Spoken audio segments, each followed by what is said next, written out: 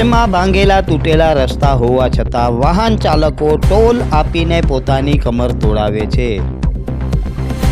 વાહન ખરીદતી વખતે GST, road tax, toll tax, cess આપ્યા બાદ પણ સારા રસ્તા બનતા નથી।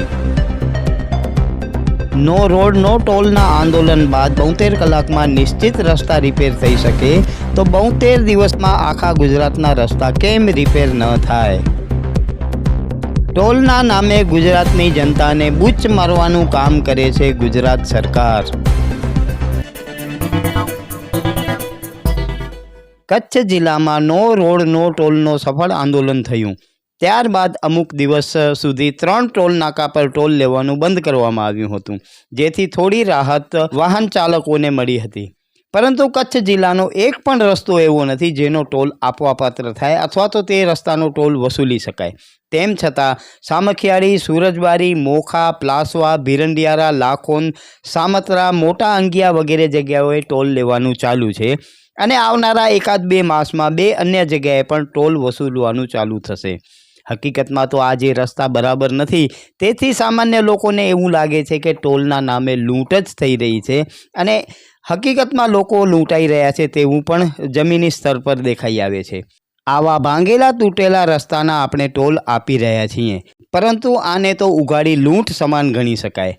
તૂટેલા રસ્તા હોય તેનો પણ ટોલ આપવાનો થતો હોય તો સામાન્ય લોકોને સુખાકારી ક્યારે મળશે તે પણ પ્રશ્ન ઉદ્ભવી રહ્યો છે। કચ્છ જિલ્લામાં કોઈ પણ રસ્તો સારી સ્થિતિમાં નથી। મૃદુ અને મક્કમ મુખ્યમંત્રીના આદેશો હોવા છતાં પણ રીઢા અધિકારીઓ કામ કરતા નથી અને જે રસ્તાઓ તૂટી ગયા છે, ખખડધજ બની ગયા છે, તે રસ્તાઓ રિપેર કરી શકતા નથી।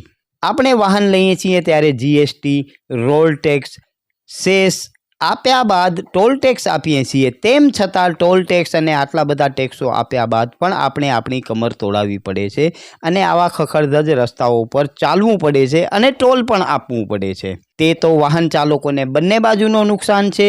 મોટા ભાગના ટેક્સો આપી ટોલ આપ્યા બાદ પણ જો આપણે કમર તોડાવવાની હોય તો પછી આ ટેક્સો આપીએ છીએ શા માટે? વધારામાં ખાડાઓ અને નકામા રસ્તાઓના કારણે આપણે ખૂબ જ મોટું શારીરિક નુકસાન પણ થાય છે। માત્ર કમરો જ નથી ભાંગતી, પરંતુ તે સિવાયની ઘણી બધી નુકસાનીઓ થઈ રહી છે। આમ કચ્છની જનતા કોઈ પણ રસ્તા પર ચાલી ટોલ આપે તેવા રસ્તાઓ બન્યા નથી, તે હકીકત છે। તેમ છતાં કચ્છ જિલ્લામાં અનેક જગ્યાએ ટોલ વસૂલવામાં આવે છે અને આને સામાન્ય ભાષામાં ટોલના નામે લૂંટ પણ કહી શકાય છે।